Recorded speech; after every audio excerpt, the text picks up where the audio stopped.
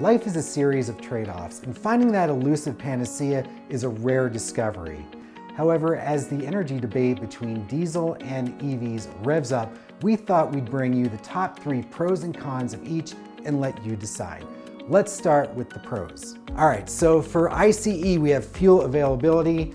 Obviously, diesel is readily available, it's easy to implement, and that's critical when you're out in remote areas. Number 2, we have durability. The diesel engines are known to be a bit more durable, and that's an obvious plus. Number 3 is longer operating range. Especially in harvest time, you're out there, you gotta be as productive as possible. You don't wanna be slowed down. Now let's take a look at the EVs. Number 1, prevent contamination. I think this is its biggest selling point. Nobody wants to eat contaminated food. That's going to obviously have catastrophic repercussions for production and sales, so that is a huge plus.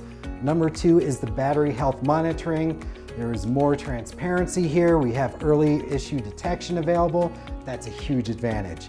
Next is energy independence from fossil fuels. You know, I hear this all the time, and I'm gonna push back a little because it's going to take fossil fuels to extract the rare earth minerals and then transport those to their destinations. Okay, let's head on over to cons. For ICE, we have environmental impact, the chemical contamination. Obviously, contaminating crops, fields, people is not what we want. Number 2, poor system health monitoring. Diesel engines have a way of, going kaput and leaving people stranded. And in the case of agriculture, slowing up production massively. All right, number 3, reduce food quality. These emissions get on our crops, tainting our food. Nobody wants that. Okay, let's head on over to EVs. First, we have the charge time. That's the most obvious. It's inconvenient to be waiting for charging, especially when you have such a large battery. Number 2, extended harvest workdays.